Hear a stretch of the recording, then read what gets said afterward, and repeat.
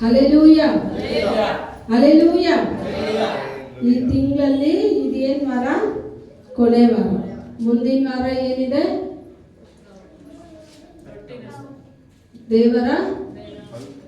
ದೇವರ ಪವಿತ್ರ ಭೋಜನ ಇದೆ. ಆ ಪವಿತ್ರ ಭೋಜನಕ್ಕೆ ಹೋಗೋಕ್ ಮುಂಚೆ ಮೊದಲು ನಾವು ತಿಳ್ಕೋಬೇಕು, ನನ್ನ ಆರಾಧನೆ ಮಾಡೋ ದೇವರು ಎಂಥವ್ರು. ನನ್ನ ಆರಾಧನೆ ಮಾಡೋ ದೇವರು ಎಂಥ ದೇವರು? ಉನ್ನತವಾದ ದೇವರು, ಮಹಾ ಉನ್ನತನು. ಎಲ್ಲ ಕಾರ್ಯಗಳನ್ನ ಬದಲಾಯಿಸೋ ಶಕ್ತಿ ಯಾರಲ್ಲಿದೆ ಅಂತ ಹೇಳಿದ್ರೆ ನಾವು ಆರಾಧನೆ ಮಾಡೋ ದೇವರಲ್ಲಿ ಮಾತ್ರನೇ ಇದೆ. ಈಗ ನೀವೆಲ್ಲ ಹೇಳಿ, ನಿಮ್ಮ ರಕ್ಷಣೆ ಯಾವಾಗ ಉಂಟಾಯಿತು? ನಾನು ಕೇಳಿದ ಪ್ರಶ್ನೆ ಅರ್ಥ ಆಯ್ತಾ? ನಿಮ್ಮ ರಕ್ಷಣೆ ಅಂದ್ರೆ ಏನು? ನಿಜವಾದ ದೇವರನ್ನ ಅರ್ಥಕೊಳ್ಳೋದು ಅಷ್ಟೇನಾ? ರಕ್ಷಣೆ ಅಂದ್ರೆ ಪಾಪದಿಂದ ಸತ್ತ ನಮ್ಮನ್ನ ಒಂದು ಪರಿಶುದ್ಧ ಜೀವನಕ್ಕೆ ಕರ್ಕೊಂಡು ಬರೋದೇ ರಕ್ಷಣೆ. ರಕ್ಷಿಪ್ಪು ಅಂದ್ರೆ ಒಬ್ಬ ಸತ್ತೋದ ಸ್ಥಿತಿಯಲ್ಲಿರೋನ್ನ ಏನ್ ಮಾಡೋದು? ರಕ್ಷಣೆ ಕೊಡೋದೇ ರಕ್ಷಣೆ. ಇಟ್ಕೊಳ್ಳಿ. ಇವಾಗ ನೀವ್ ಯೋಚನೆ ಮಾಡಿ, ನಿಮ್ಮ ರಕ್ಷಣೆ ಯಾವಾಗ ಉಂಟಾಯ್ತು?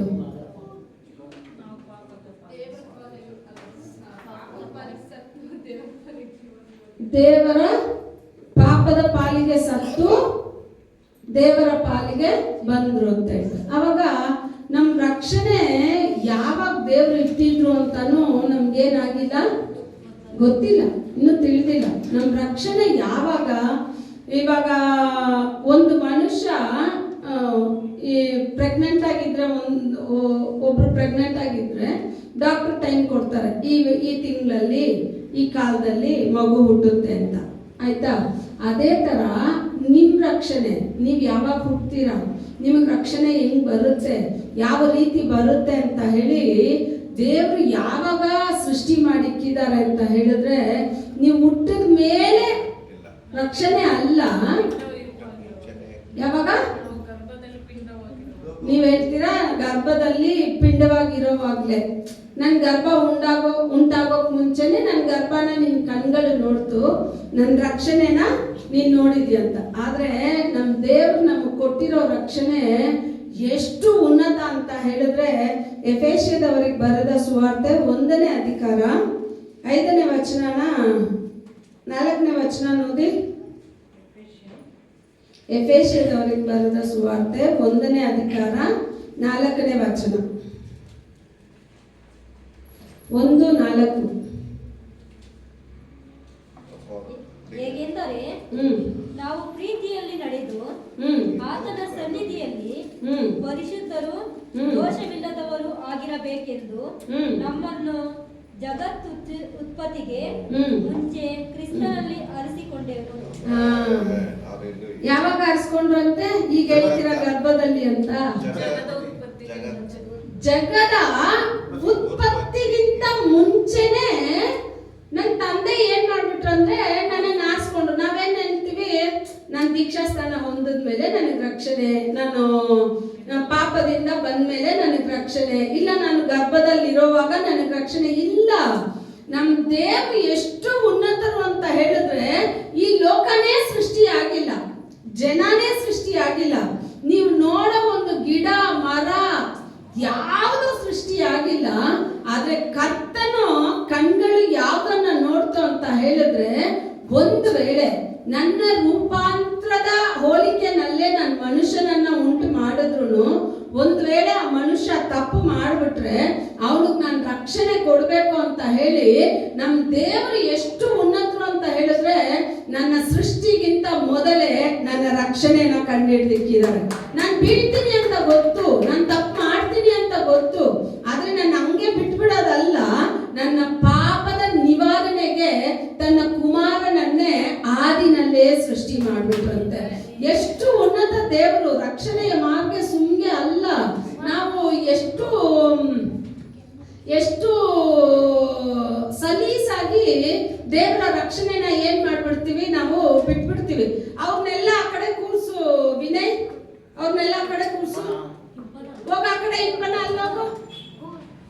ಎಷ್ಟು ಸಲ ಹೇಳೋದು ನಿಮ್ಗೆ? ಕೇಳೋದಿಲ್ಲ. ಹಲ್ಲೆಲೂಯ. ಒಂದೊಂದು ದೇವರು ಯಾವಾಗ ಇಟ್ಟಿದ್ದಾರೆ ಅಂದ್ರೆ, ನಾನು ಹುಟ್ಟೋಕೆ ಮುಂಚೆ, ಲೋಕ ಸೃಷ್ಟಿ ಆಗೋಕೆ ಮುಂಚೆನೆ ನನ್ನ ರಕ್ಷಣೆನ ಯಾರ ಕಣ್ಗಳು ಕಾಣ್ತು ಅಂತ ಹೇಳಿದ್ರೆ ದೇವರ ಕಣ್ಗಳು ಕಾಣ್ತದೆ. ಆಗ ದೇವರು ನಮ್ಮ ಮೇಲೆ ಇಟ್ಟಿರೋ ಪ್ರೀತಿ ಎಷ್ಟು ದೊಡ್ಡದು, ಆತನ ಪ್ರೀತಿ ಎಷ್ಟು ಅಪಾರ. ಆಗ ದೇವರ ಸಮ್ಮುಖಕ್ಕೆ ಬರೋವಾಗೆಲ್ಲ ನಾವು ತಿಳ್ಕೊಬೇಕಾದ್ದೇನು ಅಂತ ಹೇಳಿದ್ರೆ, ಅಪ್ಪ ಇದು ನನ್ನಿಂದ ಬಂದಿದ್ದಲ್ಲ, ನಾನೇನೋ ಸಾಧನೆ ಮಾಡಿ ನಿನ್ನ ಸಮ್ಮುಖನ ನಾನು ಪಡ್ಕೊಂಡಿಲ್ಲ, ನಾನ್ ನಿನ್ ಸಮ್ಮುಖಕ್ಕೆ ಬರೋಕೆ ನೀನ್ ನನಗೆ ಕೃಪೆ ತೋರಿದ್ಯಾ, ನಾನ್ ಸಾಯ್ಬೇಕಾದ ಸ್ಥಳದಲ್ಲಿ ನೀನ್ ಸತ್ತಿದ್ಯಾ, ನನ್ನ ದಂಡನೆಯ ಸ್ಥಳದಲ್ಲಿ ನೀನ್ ಇದ್ದಿದ್ಯಾ, ನನ್ನ ಪಾಪದ ಸ್ಥಳದಲ್ಲಿ ನೀನ್ ಇದ್ದಿದ್ಯಾ. ಪರಿಶುದ್ಧ ದೇವರು ನನ್ನ ಪಾಪದ ಸ್ಥಳದಲ್ಲಿ ಆತನ ಬಂದು ಇಳಿದಿದ್ದಾನೆ. ಆಗ ನನ್ನ ರಕ್ಷಣೆ ಸಾಧಾರಣವಾದದ್ದಲ್ಲ. ನನಗೆ ದೇವರು ಕೊಟ್ಟ ರಕ್ಷಣೆ ಎಷ್ಟೋ ಕೋಟಿ ಕೊಟ್ರು ಅದಕ್ಕೆ ಬೆಲೆ ಕಟ್ಟಕ್ಕೆ ಆಗೋದಿಲ್ಲ. ದೇವರು ನನಗೆ ಕೊಟ್ಟ ರಕ್ಷಣೆ. ಆಗ ನಿಮ್ಮೆಲ್ಲರ ರಕ್ಷಣೆ, ನಮ್ಮೆಲ್ಲರ ರಕ್ಷಣೆ ದೇವರು ಏನು ಹೇಳೋದು, ದುಡ್ಡು ಕೊಟ್ಟು ನಾವು ಪಡ್ಕೊಂಡಿಲ್ಲ, ಇಲ್ಲ ಏನೋ ಒಂದು ನಾನು ತ್ಯಾಗ ಮಾಡಿ ಪಡ್ಕೊಂಡಿಲ್ಲ, ಆತನ ಕೃಪೆಯಿಂದ ಅದು ನನಗೆ ಸಿಕ್ತು. ಯಾವ ರೀತಿ ಅಂತ ಹೇಳಿದ್ರೆ, ಇನ್ನೊಂದು ವಚನ ಓದಿ, ರೋಮರ್ ಪುಸ್ತಕಕ್ಕೆ ಬರೆದ ಸುವಾರ್ತೆ, ರೋಮಾಪುರಿಯದವರಿಗೆ ಬರೆದ ಸುವಾರ್ತೆ 3ನೇ ಅಧಿಕಾರ 26ನೇ ವಚನ ಓದಿ. 3:26. ದೇವರು ಇಂದಿನ ಕಾಲದ ಪಾಪಗಳನ್ನು ದಂಡಿಸದೆ ಸಹಿಸಿಕೊಂಡಿರಲಾಗಿ ತನ್ನ ನೀತಿಯನ್ನು ಈಗಿನ ಕಾಲದಲ್ಲಿ ಹೀಗೆ ತೋರಿಸಿ ತಾನು ನೀತಿ ಸ್ವರೂಪನಾಗಿಯೂ ಯೇಸುವಿನಲ್ಲಿ ನಂಬಿಕೆ ಇಡುವವರನ್ನು ನೀತಿವಂತರೆಂದು ನಿರ್ಣಯಿಸುವವನಾಗಿಯೂ ಕಾಣಿಸಿಕೊಂಡಿದ್ದಾನೆ. ನಿಮ್ದ್ರಲ್ಲಿ ಇದು ಕೊಟ್ಟಿಲ್ವಾ, ಕೃಪಾದಾರ ಬಲಿಯಾಗಿ ಅವರನ್ನೇ ಏರ್ಪಡಿಸಿದ್ದಾರೆ ಅಂತ ಮೇಲ್ವಚನದಲ್ಲಿ ಇದೆಯಾ? 25 ಅಲ್ಲಿ ತನ್ನ ರಕ್ತವನ್ನು ಸುರಿಸಿ ನಂಬಿಕೆ ಇದ್ದವರಿಗಾಗಿ ಕೃಪಾದಾರವಾಗಬೇಕೆಂದು ದೇವರು ಈತನನ್ನು ಮುಂದಿಟ್ಟರು. ಆಮೆನ್. ಇಲ್ಲಿ ವಚನ ಹೇಳ್ತಾ ಇದೆ, 26ರಲ್ಲಿದೆ ತಮಿಳಲ್ಲಿ, கிறிஸ்து இயேசுவினுடைய இரத்தத்தை பற்றும் விசுவாசத்தினாலே பலிக்கும் கிருபாதார பலியாக ಅವரையே ಏರ್ಪಡಿಸಿனார். ಆಗ ಕೃಪಾದಾರ ಬಲಿಯಾಗಿ ಯಾರನ್ನ ದೇವರು ಏರ್ಪಡಿಸಿದ್ರು ಅಂದ್ರೆ, ಯೇಸು ಸ್ವಾಮಿ ತನ್ನ ಸ್ವಂತ ಕುಮಾರನನ್ನೇ ಕೃಪಾದಾರ ಬಲಿಯಾಗಿ ಕೊಟ್ರಂತೆ. ಆಗ ನಾನು ಪ್ರತಿ ಬಾರಿ ಹೇಳ್ತೀನಿ, ಕೃಪಾದಾರ ಬಲಿ ಅಂದ್ರೆ ಏನು ಅಂದ್ರೆ, ಒಂದಕ್ಕೆ ಬದಲಾಗಿ ಇನ್ನೊಂದನ್ನ ಸಮರ್ಪಿಸೋದು, ಒಂದಕ್ಕೆ ಬದಲಾಗಿ ಇನ್ನೊಂದನ್ನ ಇವಾಗ ನಾನು ಪಾಪದಲ್ಲಿ ಜಡಿಯಲ್ಪಡ್ಬೇಕು, ನಾನು ಪಾಪದಲ್ಲಿ ಮರಣ ಹೊಂದಬೇಕು, ಆದ್ರೆ ನನ್ನ ಸ್ಥಾನದಲ್ಲಿ ದೇವರು ಏನ್ ಮಾಡಿದ್ರು, ನನ್ನ ಸ್ಥಾನದಿಂದ ನನ್ನನ್ನು ತೆಗೆದು ನನ್ನನ್ನ ಕುಮಾರನ ಸ್ಥಾನದಲ್ಲಿಟ್ಟು ಕುಮಾರನನ್ನ ನನ್ನ ಸ್ಥಾನದಲ್ಲಿ ಇಟ್ಬಿಟ್ರು. ಆಗ ಪಾಪದ ಸಂಬಳ ಮರಣ ಅಂತ ನಮಗ್ ಗೊತ್ತು. ಪಾಪಕ್ಕೆ ಬೇರೆ ಸಂಬಳನೇ ಇಲ್ಲ, ಬೇರೆ ಯಾವನ್ನ ಕೊಟ್ಟು ಅದನ್ನ ನಿವಾರಣೆ ಮಾಡಕ್ ಆಗೋದಿಲ್ಲ. ಆಗ ಪಾಪದ ಸಂಬಳ ಮರಣ ಅಂದ ತಕ್ಷಣ, ನಾನಿವಾಗ ಪಾಪ ಮಾಡಿದೆ, ನನ್ನ ಪಾಪಕ್ಕೆ ನಾನು ಸಾಯ್ಬೇಕು. ಆದ್ರೆ ತಂದೆಗೆ ಏನ್ ಇಷ್ಟ, ನಾನು ಸಾಯೋದು ಇಷ್ಟ ಅಲ್ಲ, ಈ ಮನುಕುಲ ಸಾಯ್ದೆ, ಈ ಮನುಕುಲ ಪಾಪದಲ್ಲೇ ಜೀವಿಸ್ದೆ, ಈ ಮನುಕುಲನ ರಕ್ಷಣೆ ಮಾಡೋಕೆ ನಾನೊಂದು ಕೃಪಾದಾರ ಬಲಿಯಾಗಿ ನನ್ನ ಕುಮಾರನನ್ನೇ ಕಳಿಸ್ತೀನಿ ಅಂತ ಕಳಿಸೋದು. ಆಗ ನನ್ನ ಸ್ಥಾನದಲ್ಲಿ, ನನ್ನ ಪಾಪದಲ್ಲಿ, ನನ್ನ ದ್ರೋಹದಲ್ಲಿ, ನನ್ನ ಸ್ವಂತವಾದ ಎಲ್ಲ ಇಚ್ಛೆಗಳಲ್ಲಿ ಯಾರು ಜಡಿಯಲ್ಪಟ್ರು ಅಂದ್ರೆ ಯೇಸು ಸ್ವಾಮಿ ಜಡಿಯಲ್ಪಟ್ರು. ಈಗ ನಾನ್ ಜಡಿಯಲ್ಪಡ್ಬೇಕಾದ ಸ್ಥಳದಲ್ಲಿ ಯಾರು ಜಡಿಯಲ್ಪಟ್ರು? ಯೇಸು ಸ್ವಾಮಿ ಜಡಿಯಲ್ಪಟ್ರು. ಅದು ಮಾತ್ರ ಅಲ್ಲ, 400 ವರ್ಷ, ಎಷ್ಟು ವರ್ಷ? 400 ವರ್ಷಗಳು ಮನುಕುಲ ದೇವರ ಸಮ್ಮುಖಕ್ಕೆ ಹೋಗೋಕ್ಕಾಗ್ಲಿಲ್ಲ, ದೇವರ ಸಮೀಪಕ್ಕೆ ಸೇರಕ್ಕಾಗ್ಲಿಲ್ಲ. ಈ ತರ ಇಷ್ಟು ಸುಲಭವಾಗಿ ನೀವು ದೇವರ ಸಮ್ಮುಖದಲ್ಲಿ ಕೂತ್ಕೊಂಡಿದ್ದೀರಲ್ಲ, ಇಷ್ಟು ಸುಲಭವಾಗಿ ಈ ಸಮ್ಮುಖದಲ್ಲಿ ಕೂತ್ಕೊಳ್ಳೋಕೆ ಆಗೋದಿಲ್ಲ, ಇಷ್ಟು ಸುಲಭವಾಗಿ ಈ ಸ್ಥಾನದಲ್ಲಿ ನಾನು ನಿಲ್ಲಕ್ ಆಗೋದಿಲ್ಲ, ಯಾರೊಬ್ರು ನಿಲ್ಲಕ್ ಆಗೋದಿಲ್ಲ. 400 ವರ್ಷ, 4000 ವರ್ಷಗಳು ಮನುಕುಲ ದೇವರಿಂದ ಹಗಲೇ ಬಾಳ್ತಾ ಇತ್ತು. ಅದಕ್ಕೆ ದೇವ್ರು ಏನ್ ಮಾಡಿದ್ರು, ಈ ಭೂಮಿನಲ್ಲಿ ಒಂದು ಗೂಡಾರನ ನೇಮಿಸಿದ್ರು. ಅದೇ ದೇವ ದರ್ಶನ ಗೂಡಾರ, ಇವತ್ತು ನೀವು ಕೂತಿರೋ ಆಲಯ. ಈ ಆಲಯ ಹಳೆ ಒಡಂಬಡಿಕೆಯಲ್ಲಿ ಹೀಬ್ರು ಪುಸ್ತಕನ ಒಬ್ರು ತಿರುಗಿಸಿಟ್ಕೊಳ್ಳಿ. 9ನೇ ಅಧಿಕಾರ. ಒಬ್ರು ದಯವಿಟ್ಟು ಲೆವಿಟಿಕಲ್ಸ್ 14th ಚಾಪ್ಟರ್, ಲೆವಿಟಿಕಲ್ಸ್ ಯಾಜಕ ಕಾಂಡ 14ನೇ ಅಧಿಕಾರ ಒಬ್ರು ತಿರುಗಿಸಿಟ್ಕೊಳ್ಳಿ. ಒಬ್ರು ದಯವಿಟ್ಟು ಹೀಬ್ರು 9th ಚಾಪ್ಟರ್ ಇಂದ 1ನೇ ವಚನದಿಂದ ಓದಿ. ಈಗಾದರೂ ಮೊದಲನೆಯ ಒಡಂಬಡಿಕೆಯಲ್ಲಿ ದೇವರಾಧನೆಯ ನಿಯಮಗಳಾಗಿದ್ದವು ಮತ್ತು ದೇವಾಲಯವಿತ್ತು. ಅದು ಇಹಲೋಕ ಸಂಬಂಧವಾದದ್ದು. ಅಂದರೆ ಒಂದು ಗುಡಾರವು ಕಟ್ಟಲ್ಪಟ್ಟಿತ್ತು. ಅದರ ಮೊದಲನೆಯ ಭಾಗದಲ್ಲಿ ದೀಪಸ್ತಂಭ, ಮೇಜು, ಸಮರ್ಪಿಸಿದ ರೊಟ್ಟಿ ಇವುಗಳಿದ್ದವು. ಅದಕ್ಕೆ ಪವಿತ್ರ ಸ್ಥಾನ ಎಂದು ಹೆಸರು. ಎರಡನೆಯ ತೆರೆಯ ಆಚೆಯಲ್ಲಿ ಅತಿ ಪವಿತ್ರ ಸ್ಥಾನವೆನಿಸಿಕೊಳ್ಳುವ ಇನ್ನೊಂದು ಭಾಗವಿತ್ತು. ಅದರಲ್ಲಿ ಚಿನ್ನದ ಧೂಪಾರತಿ, ಒಳಗೂ ಹೊರಗೂ ಚಿನ್ನದ ತಗಡನ್ನು ಮಾಡಾಯಿಸಿದ್ದ ಒಡಂಬಡಿಕೆಯ ಮಂಜೂಷ ಇವುಗಳಿದ್ದವು. ಆ ಮಂಜೂಷದೊಳಗೆ ಮನ್ನಾ ಇಟ್ಟಿದ್ದ ಚಿನ್ನದ ಪಾತ್ರೆಯು, ಆರೋನಿನ ಚಿಗುರಿದ ಕೋಲು, ಒಡಂಬಡಿಕೆ ಬರೆದಿದ್ದ ಕಲ್ಲಿನ ಅಲಿಗೆಗಳು ಇದ್ದವು. 7ನೇ ವಚನ ಓದಿ. ಎರಡನೆಯ ಭಾಗದೊಳಗೆ ಮಹಾಯಾಜಕನೊಬ್ಬನೇ ವರ್ಷಕ್ಕೆ ಒಂದೇ ಸಾರಿ ಹೋಗುತ್ತಾನೆ. ಅವನು ರಕ್ತವನ್ನು ತಕೊಳ್ಳದೆ ಹೋಗುವುದಿಲ್ಲ. ಆ ರಕ್ತವನ್ನು ತನಗೋಸ್ಕರವೂ ಜನರ ತಪ್ಪುಗಳಿಗೋಸ್ಕರವೂ ಸಮರ್ಪಿಸುತ್ತಾನೆ. ಸಾಕು. ಇಲ್ಲಿ ಇವಾಗ ಈ 9ನೇ ಅಧಿಕಾರದಲ್ಲಿ ನೀವು ನೋಡ್ತೀರಾ, ಸಭೆ ದೇವದರ್ಶನ ಗೂಡಾರ ಮೋಸೆ ಕಟ್ಟಿದ್ರಲ್ಲ, ಆ ಗೂಡಾರದ ಕಾರ್ಯ ಹೆಂಗಿರುತ್ತೆ ಅಂದ್ರೆ, ಗೂಡಾರದ ಸುತ್ತಲೂ ಒಂದು ಡಿಸ್ಟೆನ್ಸ್ ಮೇಂಟೈನ್ ಮಾಡಿ ಕಾಂಪೌಂಡ್ ತರ ಹಾಕಿರ್ತಾರೆ. ಸೆಂಟ್ರಲ್ಲಿ ಆ ಟೆಂಟ್ ಹಾಕಿರ್ತಾರೆ. ಆದ್ರೆ ಆ ಟೆಂಟ್ ಅಲ್ಲಿ ಏನು ಅಂತ ಹೇಳಿದ್ರೆ, ಪರಿಶುದ್ಧ ಸ್ಥಳ, ಮಹಾಪರಿಶುದ್ಧ ಸ್ಥಳ ಇರುತ್ತೆ. ಈಗ ಮಹಾಪರಿಶುದ್ಧ ಸ್ಥಳಕ್ಕೆ ಏನ್ ಹಾಕಿದ್ದಾರೆ? ಒಂದು ತೆರೆ ಹಾಕ್ಬಿಟ್ಟಿದ್ದಾರೆ. ಮಹಾಪರಿಶುದ್ಧ ಸ್ಥಳದಲ್ಲಿ ಏನಿದೆ ಅಂತಾನು ನೋಡಕ್ ಆಗೋದಿಲ್ಲ. ಆ ಮಹಾಪರಿಶುದ್ಧ ಸ್ಥಳದಲ್ಲಿ ಯಾರು ಹೋಗ್ಬೇಕು ಅನ್ನೋದನ್ನ ನೋಡಕ್ ಆಗೋದಿಲ್ಲ. ಯಾವಾಗಂದ್ರೆ ಅದಕ್ಕೆ ಒಂದು ಇವಾಗ ಸ್ಕ್ರೀನ್ ಎಲ್ಲಿದೆ? ನನ್ಗೆ ಹಿಂದೆ ಇದೆ. ಇದಕ್ ಮುಂಚೆ ಸ್ಕ್ರೀನ್ ಎಲ್ಲಿತ್ತು ಅಂದ್ರೆ ಆಲ್ಟರ್ ಮುಂಚೆ. ಇವಾಗ ಇಲ್ಲಿ ನಾನು ನಿಂತಿದ್ರು ನಿಮ್ಗೆ ಯಾರಿಗೂ ಅದು ಕಾಣ್ತಾನೆ ಇರ್ಲಿಲ್ಲ. ಆದ್ರೆ ಮಹಾಪರಿಶುದ್ಧ ಸ್ಥಳ ಒಳಗಡೆ ಪರಿಶುದ್ಧ ಸ್ಥಳನೇ ನೀವು ಕೂತಿರೋದು. 3ನೇ ಸ್ಥಳ ಹೊರಾಂಗಣ ಆಚೆ. ಇವಾಗ ನಾವೆಲ್ಲ ಎಲ್ಲಿದ್ವಿ ಅಂದ್ರೆ ಆಚೆ ಇದ್ವಿ. ಆದ್ರೆ ದೇವ್ರ ಕೃಪೆಯಿಂದ, ಕೃಪಾಧಾರ ಬಲಿಯಿಂದ ಎಲ್ಲಿಗೆ ಬಂದಿದ್ದೀರಾ ಅಂದ್ರೆ ಪರಿಶುದ್ಧ ಸ್ಥಳಕ್ಕೆ ಬಂದಿದ್ದೀರಾ. ಮಹಾಪರಿಶುದ್ಧ ಸ್ಥಳಕ್ಕೆ ಇವಾಗ ನೀವೇನ್ ಮಾಡ್ತೀರಾ? ಹತ್ತಿ ಬರ್ತೀರಾ. ಆದ್ರೆ ಇಲ್ಲಿ ವಚನ ಹೇಳ್ತಾ ಇದೆ, 6ನೇ ವಚನದಲ್ಲೂ ಹೇಳುತ್ತೆ, ಯಾಜಕರು ಮತ್ತೆ ಮತ್ತೆ ಆ ಪರಿಶುದ್ಧ ಸ್ಥಳಕ್ಕೆ ಹೋಗ್ತಾರೆ. ಏನು? ಪರಿಶುದ್ಧ ಸ್ಥಳಕ್ಕೆ. ಯಾಕಂದ್ರೆ ದೀಪಸ್ತಂಭ ಆರ್ಲೇಬಾರ್ದು. ಈ ತರ ಒಂದು ಕ್ಯಾಂಡಲ್ ಸ್ಟ್ಯಾಂಡ್ ಇರುತ್ತೆ. ಇದರಲ್ಲಿ ಬಂದ್ಬಿಟ್ಟು ನಾವು ತಿಳ್ಕೊಂಡಿರೋ ಹಂಗೆ ಕ್ಯಾಂಡಲ್ಗಳನ್ನ ಇಕ್ಕೋದಿಲ್ಲ. ಅದಕ್ಕೆ ಅಂತ ಸ್ಪೆಷಲ್ ಒಂದು ಎಣ್ಣೆನ ತಯಾರಿ ಮಾಡ್ತಾರೆ. ಆ ಎಣ್ಣೆ ಬೇರೆ ಎಲ್ಲೂ ಯೂಸ್ ಮಾಡಬಾರ್ದು. ಅದು ಬರೀ ಎಲ್ಲಿ ಯೂಸ್ ಮಾಡ್ಬೇಕಂದ್ರೆ ಆಲ್ಟರ್ ಮಾತ್ರ, ಅದು ದೇವರ ಆಲಯಕ್ಕೆ ಮಾತ್ರ ಯೂಸ್ ಮಾಡಬೇಕು. ಆ ಮಾಡೋ ರೀತಿನ ದೇವರ ಮೆಷರ್ಮೆಂಟ್ ಕೊಡ್ತಾರೆ. ನಮ್ಮಿಷ್ಟದಂಗೆ ನಾವು ಮಾಡಕ್ ಆಗೋದಿಲ್ಲ. ಅದಕ್ಕೂ ದೇವರ ಮೆಷರ್ಮೆಂಟು, ಏನೇನ್ ಹಾಕ್ಬೇಕು, ಏನೇನ್ ಮಾಡ್ಬೇಕು ಅಂತ ಹೇಳಿ ಎಲ್ಲ ಕೊಟ್ಟಿರ್ತಾರೆ. ಆ ರೀತಿ ತಯಾರಾದ ಎಣ್ಣೆನ ಆ ದೀಪಗಳಲ್ಲಿ ಉಯ್ತಾರೆ. ಉಯ್ದು ಅದಕ್ಕೆ ಬತ್ತಿನ ಇಟ್ಟಿರ್ತಾರೆ. ಯಾವತ್ತಿಗೂ ಒಂದು ಸಲನು ದೀಪ ಆರೋಗ್ಲೇಬಾರ್ದು. 24 ಗಂಟೆ ಆ ದೀಪ ಸ್ತಂಭ ಉರಿತಾನೆ ಇರ್ಬೇಕು. ಅವಾಗ ಯಾಜಕ ಏನ್ ಮಾಡ್ತಾರೆ? ಇವ್ರು ಸಾಧಾರಣ ಯಾಜಕರು, ಮಹಾಪ್ರಧಾನ ಯಾಜಕರಲ್ಲ. ಸಾಧಾರಣ ಯಾಜಕರು ಏನ್ ಮಾಡ್ತಾರೆ? ಮತ್ತೆ ಮತ್ತೆ ಹೋಗಿ ಆ ದೇವ ಸಮ್ಮುಖದಲ್ಲಿ ರೊಟ್ಟಿನ ತೆಗೆದು ಮತ್ತೆ ರೊಟ್ಟಿನ ಇಡ್ತಾರೆ, ಎಣ್ಣೆನ ಇಡ್ತಾರೆ, ದೀಪಸ್ತಂಭಕ್ಕೆ ಬೇಕಾದ ಎಣ್ಣೆನ ಉಯ್ದ್ಬಿಟ್ಟು ಇದನ್ನ ನೋಡ್ಕೊಂಡು ಬರ್ತಾರೆ. ಆದ್ರೆ ಮಹಾ ಯಾಜಕ ಮಾತ್ರ ವರ್ಷಕ್ಕೆ 1 ಬಾರಿ, ಎಷ್ಟು ಬಾರಿ? ವರ್ಷಕ್ಕೆ 1 ಬಾರಿ ಆ ಮಹಾಪರಿಶುದ್ಧ ಸ್ಥಳಕ್ಕೆ ಹೋಗ್ಬೇಕಂದ್ರೆ ಅವನ್ ಏನ್ ಮಾಡ್ಬೇಕು? ಜನರ ಪಾಪನ ತಗೊಂಡೋಗಿ ನಿವಾರಣೆಗೆ ಮಹಾಪರಿಶುದ್ಧ ಸ್ಥಳಕ್ಕೆ ಹೋಗ್ಬೇಕು.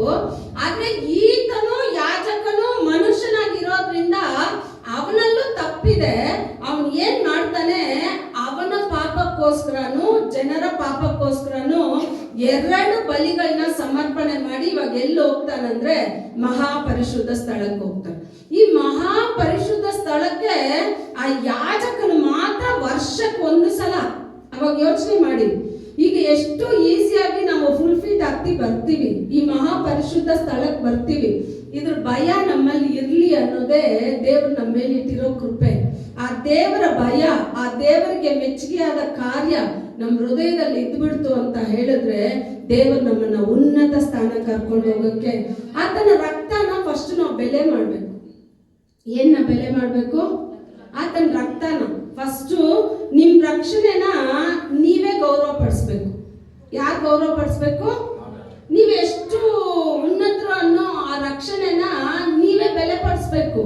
ಈಗ ನಮ್ಮನ್ನ ನಾವೇ ಬಂದ್ಬಿಟ್ಟು ತಗ್ಗಿಸ್ಕೊಂಡ್ಬಿಟ್ರೆ ಅದ್ರ ಬೆಲೆ ನನ್ಗೂ ಗೊತ್ತಿರಲ್ಲ, ನಿಮ್ಗೂ ಗೊತ್ತಿರಲ್ಲ.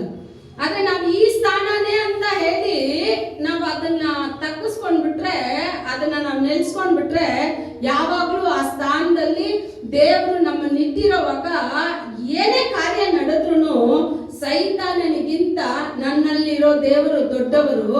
ಏನೇ ಕಾರ್ಯ ಬಂದ್ರು ಎಲ್ಲವನ್ನ ಜಯಿಸೋ ಶಕ್ತಿ ದೇವರು ನನ್ನಲ್ಲಿ ಕೊಟ್ಟಿದ್ದಾರೆ ಅಂತ ನಂಬಿಕೆ ನಿಮ್ಮಲ್ಲಿ ಉಂಟಾಗ್ಬೇಕು. ಆಗ್ಲೇ ಈ ಮಗ ಪರಿಶುದ್ಧ ಸ್ಥಳಕ್ಕೆ ಬರೋಕ್ಕಾಗೋದು. ಮಗ ಪರಿಶುದ್ಧ ಸ್ಥಳ ಸಾಧಾರಣ ಅಲ್ಲ. ಎಷ್ಟು ವರ್ಷ ಅಂದ್ರೆ 4000 ವರ್ಷ ದೇವರಿಗೂ ಮನುಷ್ಯನಿಗೂ ಸಂಬಂಧನೇ ಇಲ್ಲ, ನೋಡಕ್ಕೆ ಆಗೋದಿಲ್ಲ. ನಾನು ಹೇಳಿದ್ದೀನಲ್ಲ, ಪ್ರತಿ ಬಾರಿ ಆ ಮಹಾ ಯಾಜಕ ಆ ಮಹಾಪರಿಶುದ್ಧ ಸ್ಥಳಕ್ಕೆ ಹೋಗ್ಬೇಕಂದ್ರೆ ಅವ್ನ ಡ್ರೆಸ್ ಅಲ್ಲಿ ಏನ್ ಕಟ್ಟಿರ್ತಾರೆ? ಗಂಟೆಗಳು ಕಟ್ಟಿರ್ತಾರೆ. ಅದನ್ನ ಯಾಜಕ ಏನ್ ಮಾಡ್ಬೇಕು? ನಿಂತ್ಕೊಂಡು ಬಲಿ ಸಮರ್ಪಣೆ ಮಾಡಬಾರ್ದು. ಅವ್ನು ನಡೀತಾನೆ ಇರ್ಬೇಕು. ನಡೀತಾನೆ ಇರೋವಾಗ ಆ ಗಂಟೆ ಶಬ್ದ ಎಲ್ಲಿ ಕೇಳುತ್ತೆ? ಆಚೆ ಕೇಳುತ್ತೆ. ಆಗ ಜನಗಳು ಏನ್ ತಿಳ್ಕೊಂತಾರೆ? ಓ, ಯಾಜಕ ಇನ್ನು ಏನಾಗಿದ್ದಾನೆ? ಜೀವಂತವಾಗಿದ್ದಾನೆ. ಆಗ ದೋಷ ಆರೋಪಣೆ ಯಾಜಕನಲ್ಲಿ ಇತ್ತು ಅಂತ ಹೇಳಿದ್ರೆ ಆ ಮಹಾಪರಿಶುದ್ಧದ ತೆರೆ ತೆಗೆದ ತಕ್ಷಣನೇ ಆ ಯಾಜಕ ಅಲ್ಲೇ ಸತ್ತೋಗ್ಬಿಡ್ತಾನೆ. ಅವಾಗ ಏನು ಕೇಳಲ್ಲ? ಗಂಟೆ ಶಬ್ದ ಕೇಳಲ್ಲ. ಆಗ ಆ ಯಾಜಕನ್ನ ಮಹಾಪರಿಶುದ್ಧ ಸ್ಥಳಕ್ಕೆ ಹೋಗಿ ಯಾರು ತರಕ್ ಆಗೋದಿಲ್ಲ. ಆಗ ಅವನ ಸ್ಥಿತಿ ಹೆಂಗಿರುತ್ತೆ ಅಂತ ಹೇಳಿದ್ರೆ, ಆ ಹಗ್ಗದಿಂದ ಅವನ್ನ ಎಳಿತಾರೆ ನೋಡಿ. ಅವನ್ ಸತ್ತು ಬಿದ್ದಿದ್ದ ಆ ಹೆಣ ಹೆಂಗ್ ಬರುತ್ತೆ ಅಂದ್ರೆ ಮಹಾಪರಿಶುದ್ಧ ಸ್ಥಳದಿಂದ ಹೊರಾಂಗಣವರೆಗೂ ಎಳಿತಾರೆ. ಅಷ್ಟು ಕಠಿಣವಾಗಿತ್ತು. ಯಾಕೆ ಅಂತ ಹೇಳಿದ್ರೆ, ಇವಾಗ ಆರಾಧನೆಯಲ್ಲಿ ಆಡಿದ್ವಲ್ಲ, பரிசுத்தம் இல்லாமல் ஒருவனும் உம்மை தரிசிக்க முடியாது. ಪರಿಶುದ್ಧತೆ ಇಲ್ಲದೆ ಉನ್ನತ ದೇವರನ್ನ ಒಬ್ರು ದರ್ಶನ ಮಾಡಕ್ ಆಗೋದಿಲ್ಲ. ನಾವ್ ತಿಳ್ಕೊಬಹುದು ನಾವಿರೋ ಸ್ಥಿತಿನಲ್ಲಿ ಇದ್ದು ದೇವರನ್ನ ದರ್ಶನ ಮಾಡ್ಬಿಡ್ತೀವಿ ಅಂತ. ಖಂಡಿತ ಇಲ್ವೇ ಇಲ್ಲ. ಆತನ ಮೆಚ್ಚುವ ಪರಿಶುದ್ಧತೆ ನಮ್ಮಲ್ಲಿ ಇಲ್ಲ ಅಂತ ಹೇಳಿದ್ರೆ ಆ ಉನ್ನತ ದೇವರನ್ನ ನಾವು ದರ್ಶನ ಮಾಡಕ್ ಆಗೋದಿಲ್ಲ. ಆಗ ದೇವರ ಹೃದಯನ, ತಂದೆ ಹೃದಯನ ಒಬ್ರು ತೃಪ್ತಿಗೊಳಿಸಕ್ ಆಗಿಲ್ಲ. ಎಷ್ಟೇ ಬಲಿಗಳನ್ನ ಸಮರ್ಪಿಸ, ನಿಮ್ಮ ಮನೆಗೆ ಹೋಗಿ ಈ ಹೀಬ್ರೂ ಚಾಪ್ಟರ್ 8 ಚಾಪ್ಟರ್ 9, 10 ನೀವು ಓದ್ ನೋಡಿ. ಒಂದೊಂದು ವಚನನೂ ಇರುತ್ತೆ. ಇದ್ರಲ್ಲಿ ಇನ್ನೊಂದು ವಚನ ಇದೆ ನೋಡಿ, 15ನೇ ವಚನ ಓದಿ. ಇಲ್ಲ 14 ಓದಿ. ತನ್ನನ್ನು ತಾನೇ ನಿರ್ದೋಷಿಯನ್ನಾಗಿ ದೇವರಿಗೆ ಸಮರ್ಪಿಸಿಕೊಂಡ ಕ್ರಿಸ್ತನ ರಕ್ತವು ಎಷ್ಟೋ ಹೆಚ್ಚಾಗಿ ನಮ್ಮನ್ನು ನಿರ್ಜೀವ ಕರ್ಮಗಳಿಂದ ಬಿಡಿಸಿ ನಾವು ಜೀವವುಳ್ಳ ದೇವರನ್ನು ಆರಾಧಿಸುವವರಾಗುವಂತೆ ನಮ್ಮ ಮನಸ್ಸನ್ನು ಶುದ್ಧೀಕರಿಸುವುದಲ್ಲವೇ. ನಮ್ಮನ್ನ ಯಾರಿಗೆ ಒಪ್ಪಿಸಿಕೊಟ್ಟಿದ್ದಾರೆ? ನಮ್ಮನ್ನ ದೇವರಿಗೆ ಮೆಚ್ಚುಗೆಯಾದ ಬಲಿಯಾಗಿ ನಮ್ಮನ್ನ ಅರ್ಪಿಸ್ಬೇಕು ಅಂತ ಹೇಳಿ ಯೇಸು ಕ್ರಿಸ್ತನ್ ಏನ್ ಮಾಡಿದಾನೆ? ತನ್ನ ಸ್ವಂತ ರಕ್ತವನ್ನ ನಮಗ್ ಕೊಟ್ಟು ನನ್ನನ್ನ ದೇವರ ಮುಂದೆ ನೀತಿವಂತನಾಗಿ ನಿಲ್ಲಿಸಿದ್ದಾರೆ. ಆಗ ನಾನು ರಾಭೋಜನ ಬಂದಿನಲ್ಲಿ ಕರ ಇಡ್ತೀನಿ ಅಂತ ಹೇಳಿದ್ರೆ ಅದಕ್ಕೆ 2 ದಿವಸ 3 ದಿವಸಕ್ಕೆ ಮುಂಚೆನೆ ನಮ್ಮಲ್ಲಿ ಸಿದ್ಧತೆ ಉಂಟಾಗ್ಬೇಕು. ಅಪ್ಪ, ಇದು ನಿನ್ನ ಪರಿಶುದ್ಧ ಭೋಜನ, ನಿನ್ನ ಪರಿಶುದ್ಧ ರಕ್ತ, ಇದು ನನಗಾಗಿ ಒಡೆಯಲ್ಪಟ್ಟ ಶರೀರ. ಯಾಕಂದ್ರೆ ಹೊಸ ಒಡಂಬಡಿಕೆನಲ್ಲಿ ನಾನು ಹೇಳಿದ್ನಲ್ಲ, 4 ಚಾಪ್ಟರ್ಗಳು, ಮ್ಯಾಥ್ಯೂ, ಮಾರ್ಕ್, ಲೂಕ್, ಯೋಹಾನ 4ರಲ್ಲೂ ಬರ್ತಿದೆ. ನೀವು ಓದ್ ನೋಡಿ. ದೇವರು ಆ ಭೋಜನಕ್ಕೆ ಕೂತ್ಕೊಳ್ಳೋವಾಗ ಹೇಳ್ತಾರೆ, ಇದು ನಿಮಗೋಸ್ಕರ ಚೆಲ್ಲಲ್ಪಡುವ ನನ್ನ ಹೊಸ ಒಡಂಬಡಿಕೆ. ಹೊಸ ಒಡಂಬಡಿಕೆ. ಇದುವರೆಗೂ ಮನುಷ್ಯನು ರಕ್ತವನ್ನ ಕುಡಿದಿದ್ದಿಲ್ಲ. ಯಾವ ದನನೋ ಕುರಿನೋ ಯಾವ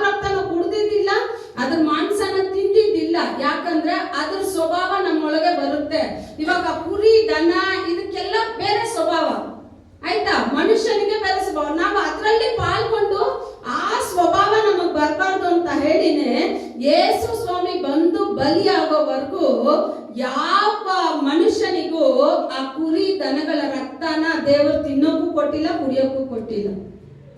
ಯಾವಾಗ ಅದನ್ನ ದೇವರು ಕೊಟ್ರು ಅಂತ ಹೇಳಿದ್ರೆ, ಯಾವಾಗ ಯೇಸು ಸ್ವಾಮಿ ಭೂಮಿಗೆ ಬಂದು ಇನ್ನು ಕೆಲವೇ ದಿನಗಳಲ್ಲಿ 6 ದಿನಗಳಲ್ಲಿ ಪಸ್ಕಾ ಹಬ್ಬಕ್ಕೆ ಮುಂಚೆ ಒಂದು ಬಂತಿನ ಆಯ್ತ ಮಾಡ್ತಾರೆ. ಅದರಲ್ಲಿ ಹೇಳ್ತಾರೆ, ಇದು ನಿಮಗೋಸ್ಕರ ಕೀಳಲ್ಪಡುವ ನನ್ನ ಶರೀರ, ಇದು ನಿಮಗೋಸ್ಕರ ಚೆಲ್ಲಲ್ಪಡುವ ನನ್ನ ರಕ್ತ. ಇದರಲ್ಲಿ ನೀವೇನ್ ಮಾಡಿ, ಇದು ನಿಮಗೋಸ್ಕರ ಹೊಸ ಒಡಂಬಡಿಕೆ. ಅದು ಆವಾಗಲೇ ನೇಮನ. ಆಗ ಹೊಸ ಒಡಂಬಡಿಕೆನಲ್ಲಿ ಇರುವ ನಾವು ಎಷ್ಟೋ ಧನ್ಯರು. ಅಬ್ರಹಾಮನಿಗಿಂತ ಧನ್ಯರು, ಮೋಶೆಗಿಂತ ಧನ್ಯರು, ಸಾಮುವೇಲ್ಗಿಂತ ಧನ್ಯರು, ಎಷ್ಟೋ ದೊಡ್ಡ ದೊಡ್ಡ ಪ್ರವಾದಿಗಳಿಗಿಂತ ಧನ್ಯರು. ಯಾಕೆ ಅಂದ್ರೆ ಅಷ್ಟು ಧನ್ಯರು ಕುರಿ ದನ ಆ ಮಾಂಸದಲ್ಲಿ ಆ ರಕ್ತದ ಆ ಒಡಂಬಡಿಕೆನಲ್ಲಿ ಇದ್ರು. ನಾವು ಮಾತ್ರ ಜೀವವುಳ್ಳ ಯೇಸು ಕ್ರಿಸ್ತನ ರಕ್ತದ ಒಡಂಬಡಿಕೆನಲ್ಲಿ ಇದ್ದೀವಿ. ಆಗ ಅವರಿಗಿಂತ ನಮ್ಮ ಆರಾಧನೆ ಹೆಚ್ಚಾಗಿರ್ಬೇಕು, ಅವರಿಗಿಂತ ನಮಗೆ ಬರುವ ಅದ್ಭುತಗಳು ಹೆಚ್ಚಾಗಿರ್ಬೇಕು. ಅವರಿಗಿಂತ ಒಂದು ಕುರಿ ದನ ರಕ್ತದಲ್ಲಿ ಬಾಳಿದ ದಾನಿಯೇಲ್, ಶಾದ್ರಕ್, ಮೇಷಾಕಿಗೆ ಅಷ್ಟು ಭಕ್ತಿ ವೈರಾಗ್ಯ ಇರುತ್ತೆ ದೇವರ ಮೇಲೆ ಅಂತ ಹೇಳಿದ್ರೆ, ಜೀವವುಳ್ಳ ಯೇಸು ಕ್ರಿಸ್ತನ ರಕ್ತದಲ್ಲಿ ಬಾಳೋ ನಮಗೆ ಅದಕ್ಕಿಂತ ಜಾಸ್ತಿ ಪಟ್ಟು ಇರ್ಬೇಕಾ, ಕಡಿಮೆ ಇರ್ಬೇಕಾ? ಆಗ ದೇವರ ಸಮ್ಮುಖಕ್ಕೆ ಬರೋವಾಗೆಲ್ಲ ಯೋಚನೆ ಮಾಡ್ಬೇಕು, ಮಹಾಪರಿಶುದ್ಧ ಸ್ಥಳಕ್ಕೆ ನಾನು ಹೋಗೋಕೆ ನನ್ಗೆ ಅರ್ಹತೆ ಇಲ್ಲ. ನಾನು ಯೋಚನೆ ಒಂದೊಂದು ಸಲಾನು ಹೇಳ್ತೀನಿ, ದೇವರ ಸಮ್ಮುಖಕ್ಕೆ ಬರೋವಾಗೆಲ್ಲ ಹೇಳ್ತೀನಿ, ಯಾವುದಕ್ಕೂ ಅರ್ಹತೆ ಇಲ್ಲದ ನಮ್ಮನ್ನ ಅರ್ಹತೆ ಉಳ್ಳ ವ್ಯಕ್ತಿಯಾಗಿ ಮಾಡಿದ್ ಯಾರು ಅಂದ್ರೆ ಯೇಸು ಕ್ರಿಸ್ತು ಮಾತ್ರನೇ. ನಮ್ಮನ್ನ ರೆಸ್ಪೆಕ್ಟ್ ಮಾಡಿದ ಮೊದಲ ವ್ಯಕ್ತಿ ಯಾರು ಅಂದ್ರೆ ಯೇಸು ಕ್ರಿಸ್ತು ಮಾತ್ರನೇ. ಎಲ್ಲರೂ ನಮ್ಮ ಕ್ವಾಲಿಫಿಕೇಶನ್ ನೋಡಿ, ನಮ್ಮ ಕಾರ್ಯಗಳನ್ನ ನೋಡಿ ನಮ್ಮನ್ನ ಸೆಲೆಕ್ಟ್ ಮಾಡ್ತಾರೆ. ಏನು ಇಲ್ದೇನೆ ಪಾಪದಲ್ಲಿದ್ದಾಗ ನಮ್ಮನ್ನ ಸೆಲೆಕ್ಟ್ ಮಾಡಿದ್ ಯಾರು ಅಂದ್ರೆ ಯೇಸು ಕ್ರಿಸ್ತು ಮಾತ್ರ. ಆಗ ರಕ್ತಕ್ಕೆ ನಾವು ಎಷ್ಟು ಬೆಲೆ ಬಾಳುವ ಮಕ್ಕಳಾಗಿರ್ಬೇಕು, ಕರೆಕ್ಟಾ ಇಲ್ವಾ? ಆಗ ಇಲ್ಲಿ 16ನೇ ವಚನ ಓದಿ ನಿತ್ರ. 16 ಓದಿ. ಮರಣ ಶಾಸನವು ಇರುವಲ್ಲಿ ಅದನ್ನು ಬರೆಯಿಸಿದವನ ಮರಣವು ಪ್ರಸಿದ್ಧವಾಗಿರಬೇಕಷ್ಟೇ. ಮರಣ ಶಾಸನವು ಮರಣವಾದ ಮೇಲೆ ನಡೆಯುವುದೇ ಹೊರತು ಬರೆಯಿಸಿದವನು ಜೀವದಿಂದಿರುವಾಗ ಎಂದಿಗೂ ಸಲ್ಲುವುದಿಲ್ಲ. ಈಗ ಮರಣ ಒಂದು ವ್ಯಕ್ತಿಯ ಶಾಸನ ಬರಿಬೇಕು ಅಂತ ಹೇಳಿದ್ರೆ ಆ ವ್ಯಕ್ತಿ ಏನಾಗಿರ್ಬೇಕು, ಮರಣ ಹೊಂದಿರ್ಬೇಕು. ಅವನ್ ಜೀವಂತವಾಗಿ ಇರೋವಾಗ್ಲೇನೆ, ನಾನು ಇವಾಗ ಜೀವಂತವಾಗಿ ಇಟ್ಕೊಂಡು ನಾನು ಇದನ್ನ ಮಾಡಿದೆ, ಇದನ್ನ ಕಟ್ಟಿದೆ ಅಂತ ಹೇಳಿದ್ರೆ ಅದರ ಬೆಲೆ ಏನು ಇಲ್ಲ ಇಲ್ವಾ? ಇವಾಗ ಒಂದು ಎಕ್ಸಾಂಪಲ್ ಹೇಳ್ತೀನಿ. ಇವಾಗ ತಾಜ್ ಮಹಲ್ನ ಅಷ್ಟು ಜನ ಹೋಗಿ ನೋಡ್ತಾರೆ ಅಂತ ಹೇಳಿದ್ರೆ ಯಾಕೆ ಹೋಗಿ ನೋಡ್ತಾರೆ? ತನ್ನ ಹೆಂಡತಿಗಾಗಿ ಅವನ್ ಕಟ್ಟಿದ್ದು. ಇವಾಗ ಅವ್ರಿಲ್ಲ, ಆದ್ರೆ ಅವ್ರು ಕಟ್ಟಿದ್ದೇನಿದೆ ಎಷ್ಟೋ ವರ್ಷಗಳವರೆಗೂ ಇದೆ. ಆತನ ನೋಡಿ, ಆತನ ಬುದ್ಧಿ ಎಷ್ಟು ಶಾರ್ಪ್ ಅಂತ ಹೇಳಿದ್ರೆ, ನೆಕ್ಸ್ಟ್ ಯಾರು ಈ ತರ ಕಟ್ಟಬಾರ್ದು, ನೆಕ್ಸ್ಟ್ ಒಂದು ಲೋಕ ಅವನು ಗೊತ್ತಾಯ್ತು, ಲೋಕ ನೀರಿನಿಂದ ನಾಶನ ಆಗುತ್ತೆ ಅಂತ ಹೇಳಿ ಆ ತಾಜ್ ಮಹಲು ನೀರು ಪ್ರವಾಹ ಬಂದು ಅದು ಒಡ್ಕೊಂಡು ಹೋದ್ರೂ ಅದು ಬೀಳೋದಿಲ್ಲ, ಅದು ತೇಲ್ಕೊಂಡು ಹೋಗೋ ರೀತಿನಲ್ಲಿ ಅದರಲ್ಲಿ ಕೆಲವೊಂದು ಹಲಗೆಗಳನ್ನ ಯೂಸ್ ಮಾಡಿದ್ದಾರೆ. ಅವಾಗ ಒಂದು ಭೂಮಿಯ ಮನುಷ್ಯನೇ ಒಂದು ತ್ಯಾಗಕ್ಕೆ ಅಷ್ಟೊಂದು ಇಡೀ ಲೋಕನೇ ಮಾತಾಡ್ಬೇಕು ಅಂತ ಹೇಳಿ 7 ವಂಡರ್ಸ್ ಅಲ್ಲಿ ಒಂದು 7 ವಂಡರ್ಸ್ ಅಲ್ಲಿ ತಾಜ್ ಮಹಲ್ ಒಂದು. ಹಾಗೆ ಯೋಚನೆ ಮಾಡಿ, ಅವನು ಅಷ್ಟು ಒಂದು ಮನುಷ್ಯ, ಆ ಮನುಷ್ಯನ ಆ ತಾಜ್ ಮಹಲೇ ಇಷ್ಟು ಕೀರ್ತಿ ಇದೆ ಅಂತ ಹೇಳಿದ್ರೆ, ನನಗೋಸ್ಕರ ಮಹಾಪರಿಶುದ್ಧ ಸ್ಥಳಕ್ಕೆ ಹೋದ, ಆ ತೆರೆಯನ್ನ ಅರೆದ ನನ್ನ ಯೇಸು ಕ್ರಿಸ್ತನ ತ್ಯಾಗ ಎಷ್ಟು ದೊಡ್ಡದು. ಆ ತ್ಯಾಗನ ನಾವು ಯಾಕೆ ಪದೇ ಪದೇ ಪದೇ ಮರಿತೀವಿ?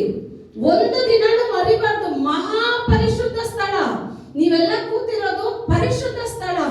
ದೇವರು ನಮ್ಮನ್ನು ನೋಡುವಾಗಲೇ ಪರಿಶುದ್ಧ ಸ್ಥಳದಲ್ಲಿ ಕೂರಿಸ್ಬೇಕು ಅಂತಾನೆ ಇಷ್ಟಪಟ್ಟಿದ್ದು. ನಾವೆಲ್ಲಿದ್ವಿ ಅಂದ್ರೆ ರೋಡಲ್ಲಿದ್ವಿ, ಯಾವುದಕ್ಕೂ ಅರ್ಹತೆ ಇಲ್ಲ, ಎಲ್ಲಿಗೂ ಏನಕ್ಕೂ ಲಾಯಕ್ಕಿಲ್ಲ.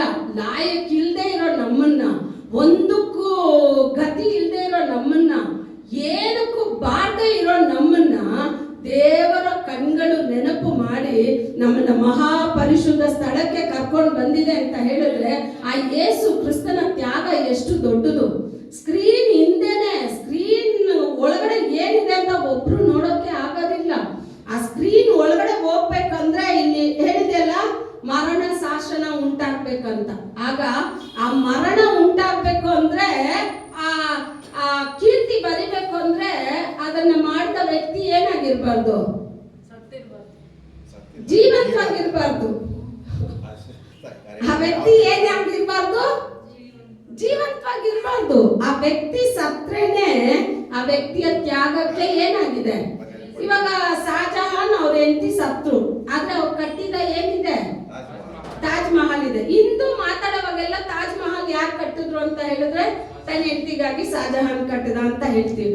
ಆ ತರ ನಮ್ಮನ್ನ ಕೇಳೋರೆಲ್ಲ ನೋಡೋರೆಲ್ಲ ಹೇಳ್ಬೇಕು, ನಾವು ಪದೇ ಪದೇ ಹೇಳ್ಬೇಕು, ಯೇಸು ಕ್ರಿಸ್ತನ ರಕ್ತದಿಂದ ನಾನು ಕಟ್ಟಲ್ಪಟ್ಟಿದ್ದೀನಿ, ಯೇಸು ಕ್ರಿಸ್ತನ ರಕ್ತದಿಂದ ನಾನು ಬಿಡುಗಡೆ ಹೊಂದಿದ್ದೀನಿ, ಯೇಸು ಕ್ರಿಸ್ತನ ರಕ್ತದಿಂದ ನಾನು ಸೌಖ್ಯತೆನಲ್ಲಿ ಇದ್ದೀನಿ. ಯಾವ್ಯಾವ ಕಾರ್ಯ ಸಾಧ್ಯ ಇಲ್ವೋ ನನ್ ಯೇಸು ಕ್ರಿಸ್ತನ ರಕ್ತದಿಂದ ಎಲ್ಲ ಸಾಧ್ಯ ಅಂತ ನೀವು ಹೇಳ್ಬೇಕು.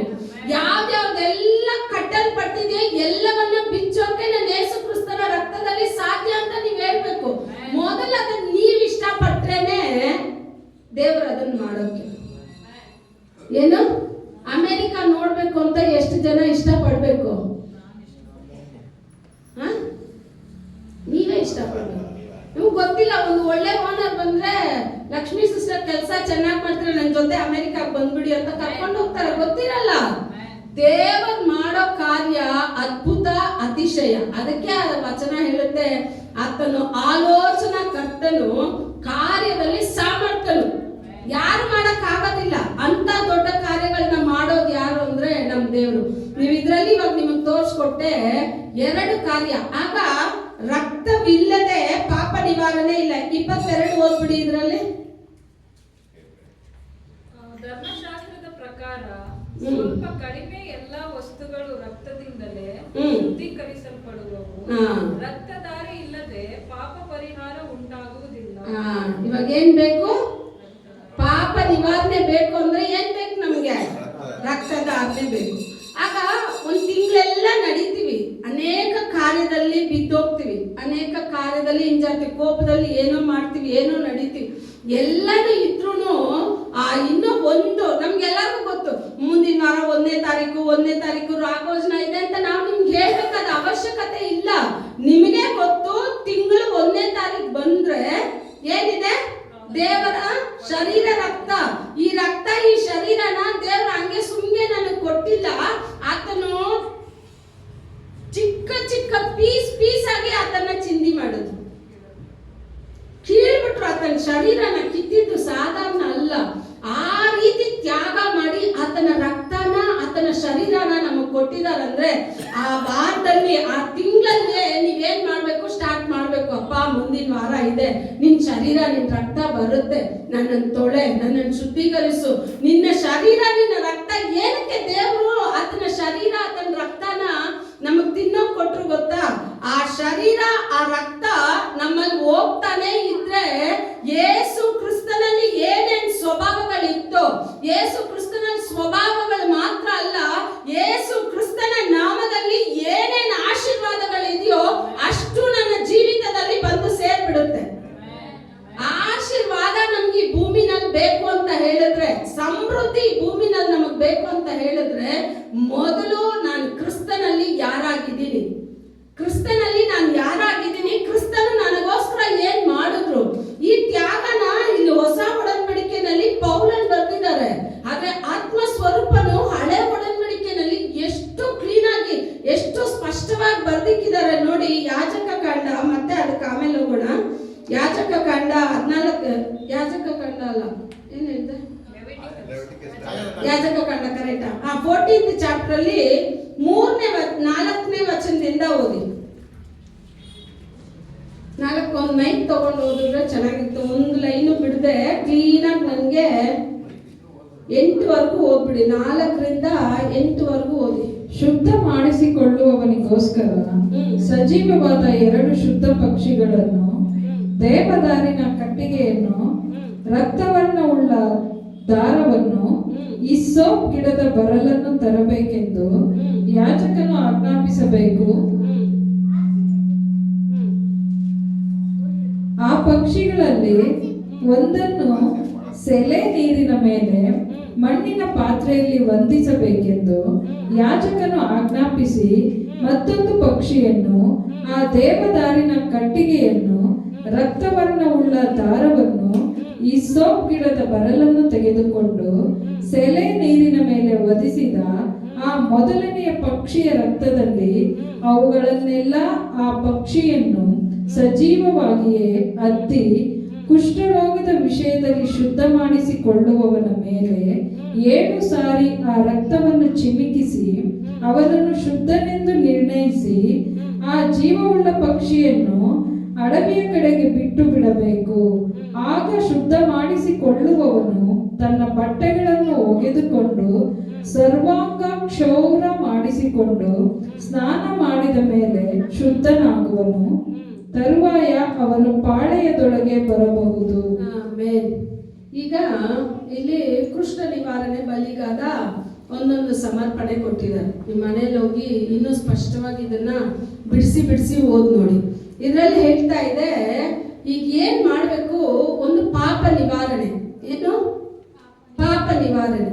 ಈ ಪಾಪ ನಿವಾರಣೆಗಾಗಿ ಯಾಜಕನ ಬಳಿಯಲ್ಲಿ ಆ ಪಾಪ ಉಳ್ಳ ಮನುಷ್ಯ ಏನ್ ತರಬೇಕು ಅಂತ ಹೇಳಿದ್ರೆ 2 ಜೀವವುಳ್ಳ ಪಕ್ಷಿಗಳನ್ನ ತರಬೇಕು, ಆಯ್ತಾ?